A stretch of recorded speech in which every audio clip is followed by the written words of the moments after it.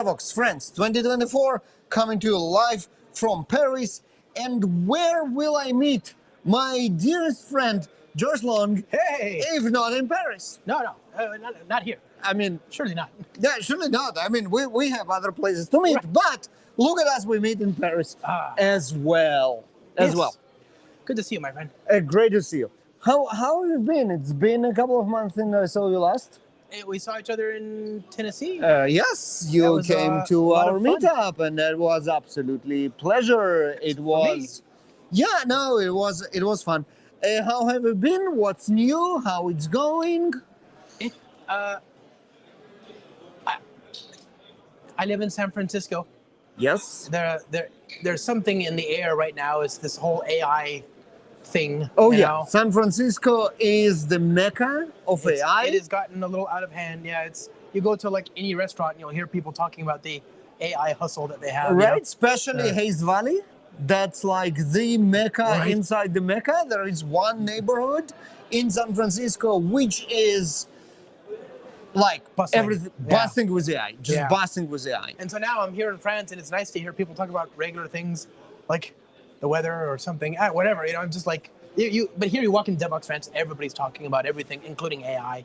But outside, it's just regular conversations, and it feels very nice. And there is no AI at all. But you know what? You don't need to be ashamed in any way or form when it comes to AI, because Spring Framework has Spring does very nice things with AI. sure. So tell us a little bit about that. Well, first of all, I love your hat. Thank you, man. Thank you. Realized your hat is amazing. Second of all, we have this project called Spring AI. Spring AI is if you think about how you work with an AI system these days, a lot of us are talking about LLMs, in specific generative AI. And LLMs have text as input and text as output a lot of times. They also take pictures and multimedia sometimes. They can give you good answers if they know the answer. They can articulate the answer well, right? But what happens when they don't know the answer? What if they don't know about your bank database, the database with your bank account information or whatever, right? They don't know about your systems in your company. So the question then is, how do you teach it enough so that it has a good response when somebody else comes along and asks it questions about their bank account or whatever? And that whole pipeline of switching, of like getting data from a source, ingesting it, putting it in the like a vector database, and then retrieving that from your LLM. This is what's called the RAG. RAG, right? exactly. Yes. Retrieval augmented generation. So Spring AI supports all of that, right? It has like, I don't know, maybe a dozen integrations with LLMs, a dozen vector databases, a lot, right? It has all those integrations, but it has the whole pipeline, right? And this is where that's one scenario when you want to teach Right. a model with your data, Right. augmented with your data. Yeah. And there might be another scenario when you want to get information from different LLMs Right. in a unified way, kind of Spring data model. You got it. We have an abstraction for LLMs and for function calling. So some, not all, but a lot of LLMs will let you say, here's a function that gives you, if you have some data, you give it to this function in this format, and that response will be given back to me. So I can register a method basically in my Java code that gets called with the data from the LLM. The LLM will actually call it for me and pass back a response, right? And the result is you can teach it not just to give me the data, but give me the data that will fit in this function, and then that function can do something with it, right? And so there's actually a few LLMs, including OpenAI, that support that, and you can do so portably now with Spring AI, right? You can do so for those that support it. Not all do, but yeah. This is brilliant, and then you can also now instruct those LLMs, or some of them at least, Right. To give you structured results. Exactly. Right, you can say, so good. always give me JSON. Right. And then you can, one be just blurb of text, which, all of us can recognize by now, Right. by the way it's written. If you instruct it to be structured, you can actually parse it programmatically and do something reasonable with it. Right, exactly. Which is, you have to be very specific, very precise. You have to say, I want just JSON, nothing else. If you don't know the answer, give me an empty string, right? Yeah, right, Or exactly. curly bracket. Yeah, or something. yeah. But if you're very specific and you're very insistent, and leave no room for misinterpretation, it'll give you structured data, which is you can write code against your LLM. Yeah, no, this amazing. is pretty cool. Yeah, and then you can switch between models because it's a race. Right. Right. Every month every week, we right? hear Like, we hear that the other model is slightly better. Right. And the ability to switch between them with like a configuration parameter is pretty sweet. and also I should say, to be 100% fair, I was talking about San Francisco, which has this crazy energy right now for AI. Actually, I'm in the wrong part of town, but here in France, they have Mistral and Hugging Face as well. Those are two big. Yeah. LLMs No, as well, they have their own focuses of expertise, right? Especially Clearly. Mistral is the part when you like how do they call it? I forgot the term. Mixture of experts. No, but I mean that they're about like being sure that it's done ethically and controlled and all this kind of stuff. Which is, it's amazing. Do you remember in the 90s, big software vendors were rewriting their code to use objects? Yes, right. of course. Now supports object-oriented programming, you know, whatever. And I remember, like, was it WordPerfect or Microsoft? One of those is like now object-oriented. Like, who cares? Like, what? Who cares? Yeah. And yes, some people cared. And now we have a sort of hopefully, eventually, soon, we'll get to a point where, because right now you just mentioned the ethically sourced data. Right. It shouldn't be something you care about, but it is right now. Sometimes it is right now. Yeah. And I'm hoping we'll get to a point where in a few years where it's like ethically sourced, and I'm like, of course. Yeah. What's the alternative? There is any other way. Exactly. Yeah. Exactly. Yeah. Absolutely. Like these. For sure. Exactly. You see these products, these chemicals.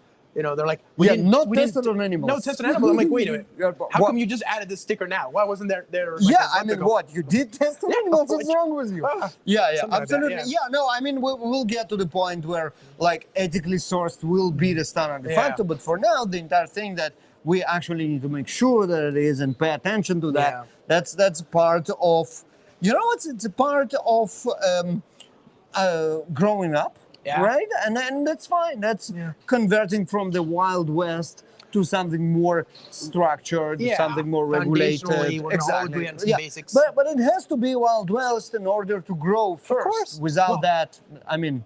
And also the different attitudes around data provenance are, you know, it's definitely a cultural thing. Absolutely. You know, I think here in Europe, you would agree, it's a bit more. Of course. They have stronger regimented approaches to that, and I appreciate that. Obviously, and then the downside of it that it actually hampers the growth, right? And then the question is, do you want it now to be as crazy as possible and bring the controls later when you already have something to control? Basically, I think we're starting to get to that point where they have something. We know what an LLM looks like at this point, right? Even mom and dad at home who are not computer people, they go, I know what ChatGPT is, you know? Yeah, and now it'll be just evolution from there, and this is where. Isn't that kind of crazy to think about, though? The fact that I know that when I sit there and I get a response from ChatGPT every time, I'm like, oh, that's amazing. Like, it's same. It's amazing. But it's already been almost 2 years. Yeah, no, but we're still amazed how good it is. It's so good. It's so good. And it's, you know what, now I'm starting to use it for stuff like, hey, I need to review a legal document. Summarize for me.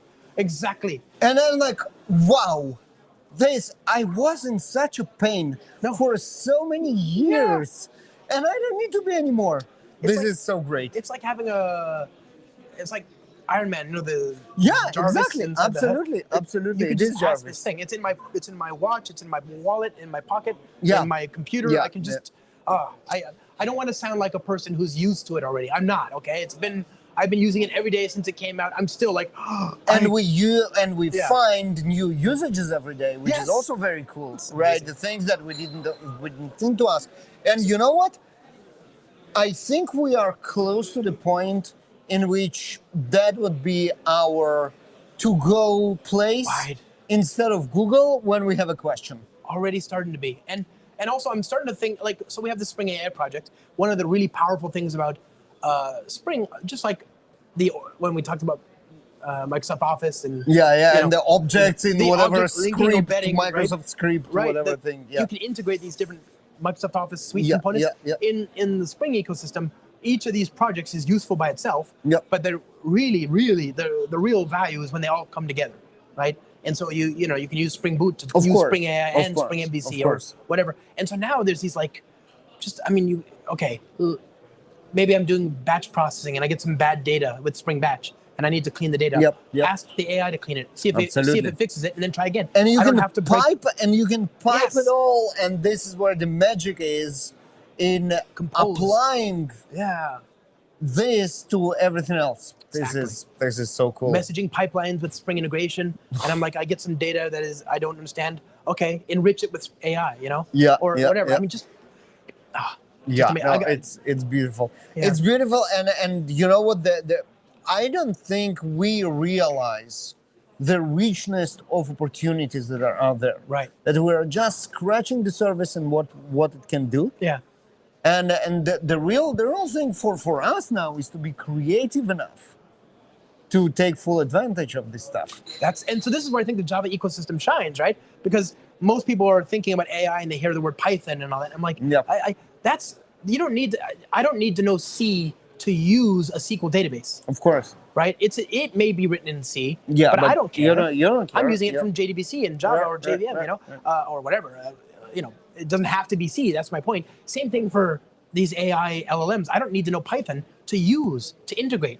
And for Java, the Java ecosystem, the real win here is not building the next LLM. They've already built them. It's fine. Just use that. It's like Postgres versus MySQL versus Oracle versus whatever.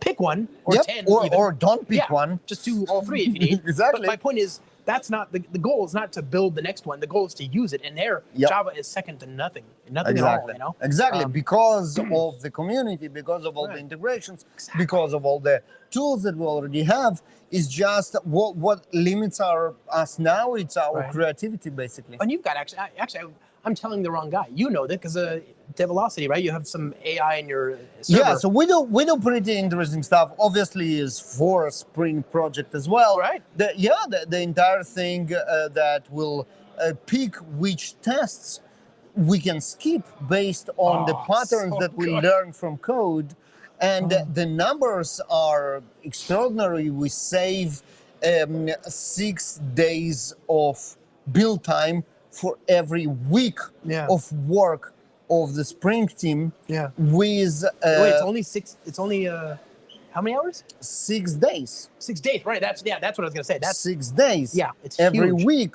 Well, of the team and on the build time, and then it predicts with accuracy of 99.8%. yeah. It It's does a great job. We love it. Yeah, no, it saves so much time in building. So, to be clear, the Spring Boot team, we actually use it. Yeah, We use exactly. And Gradle, they used to call it Gradle Enterprise. It's the right, it's new a server called and just Devoxx. go to GE for Gradle Enterprise.spring.io, and it's open for everybody. You can see the results. They are very, very Big impressive. fans, yeah. Yep. And it's it's hard enough to get a release of Spring out the door when you're not. If you're waiting for your build time, that just seems like a waste of Yeah, I everybody's mean, life, who does it in 2024? You don't wait for your build. Just unless you're use. doing GraalVM. Yep. Oh, yep. In which case, Oh, yeah. No, but then you shift Yeah. the benefits Right. from building it to using it. shift left, right? I'm shifting optimizations left, and I get the benefits at runtime. Exactly. Yeah, exactly. it's a great time to be alive. It is. I- It is. hey, The when you- technology really helps. We're at Devoxx France right now. Yes. Have you showed the audience the craziness as it is just beyond our fence over here? Oh no! You know what? That's a good one. Next one, we're going to turn around the walk camera and around see and- how crazy it is. Absolutely, it's one of the more This is the biggest Java conference on the planet now, this year. wow. I think- It's larger than Devoxx Belgium. Yes. Oh my Yeah, god! and that's straight from Stefan's mouth. Wow. Well, Yeah. so today we learned one more thing. Devoxx France is now bigger than Devoxx Belgium. Yeah. Wow. It's huge. It is huge. It is huge. And it's And you can see that I think they have 2 floors now, right? Yeah, So it's, it is. So basically, the venue is huge. Is the how do you call it? The Palace of Congress Yeah. of Paris. It's a huge venue, and now it's full 2 floors that are all Devoxx France. It's also an anniversary, 10-year anniversary of Oh, Devoxx wow. France. I forgot to mention that. So in my talk. so that's that as well. Of course. It's a lot of going on, Josh. It's a lot. It's of amazing. Going on. Yeah. And I'm walking around. I'm like, I keep bumping into nice people, and I couldn't find you. And then I walk over here and I see, oh, there he is. Yeah, There's my friend. Everybody are nice because it's Java community. So I took a break from JVM community for Cloud Native, Right. and for like what it was like 5-7 years, and I couldn't be happier to come back. It's really coming home. It's great. It's great to hang out with all of you, with you, Josh, of Likewise. course. And thank you very much for coming. Thanks for and having I'll me. see you. You will get a lot of Josh in the following couple of months, because we'll do that again in JCon in Cologne.